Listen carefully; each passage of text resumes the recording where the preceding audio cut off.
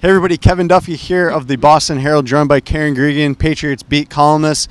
Week 3, Pat's coming off a loss here, going up to Detroit against what is maybe the worst team in the NFL right now in the Lions, Matt Patricia's Lions. So we're going to preview the 3 keys to that game. Karen, I want to start with the defensive side of the ball for the Patriots, which really let them down against Jacksonville. Blake Bortles threw for 377 yards. The Lions, the one thing they can do well is throw the ball. Matt Stafford has had some success. He has a very talented group of wide receivers.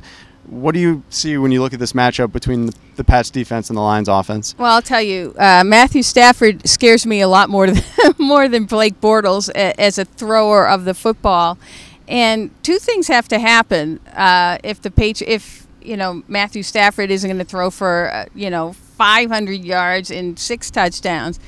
They have to generate more of a pass rush, and their cornerbacks and safeties have to play better. There's just no question about it. If the Patriots can get to him, bother him, disturb him, he's not going to be as effective. Yeah, Blake Bortles had a pretty chill day in the pocket. He was just totally undisturbed, and you can't let Stafford do that because he has better weapons than Blake Bortles had. Much better. And the Pats might be down Patrick Chung in this game. Chung did not play in the second half against the Jaguars with a concussion, has not practiced Wednesday or Thursday, so his availability is in question. We'll flip to the other side of the ball. One thing the Patriots haven't done particularly well is run it, especially on early downs, averaging 3.4 yards per carry on 1st and 10, so they're not putting Tom Brady really in favorable positions on 2nd down. They're having to dig their way out of that hole. The Lions have the worst run defense in the league. Matt Breida just rushed for 168 yards on 10 carries against them last week. You're saying who? Yeah, San Francisco. San Francisco's running back Matt Breida.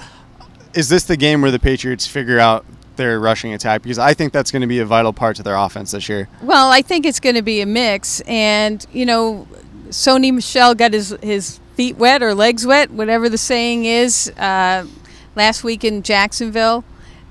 Maybe you give him the ball a little bit more this week. I don't think you want to completely take the ball out of the hands of Tom Brady, who the last time he was in Detroit had a perfect passer rating. So, but yes, they do, the Patriots are a game-specific team toward the team they play. So if the Lions are the worst team against the run, the Patriots will run the football.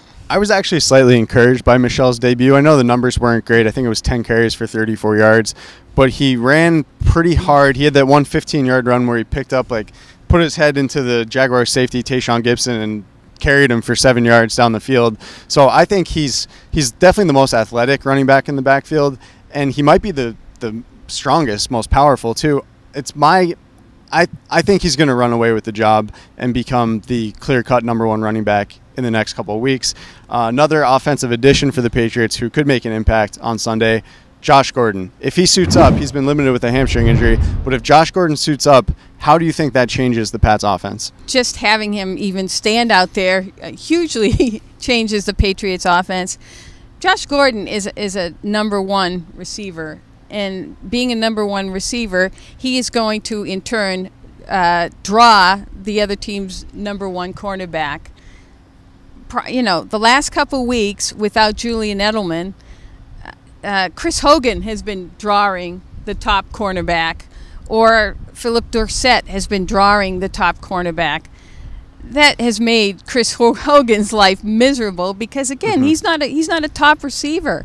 He's had a really tough time gaining separation, getting open against the other team's top cornerback. You have Josh Gordon enter the equation. The matchups are much better along the line. Chris Hogan now gets a 2nd or 3rd corner where he's better suited. Maybe he gets open more. And, again, this is going to open things up for Rob Gronkowski as well. Yeah, even if Josh Gordon doesn't have a full grasp on the offense within the next couple of weeks, he can at least line up and run straight and run past everybody. And that's his value at this point before he really gets going with his acclimation in the offense. Rob Gronkowski against the Jaguars, they basically made it their plan to eliminate him and force everyone else to beat them.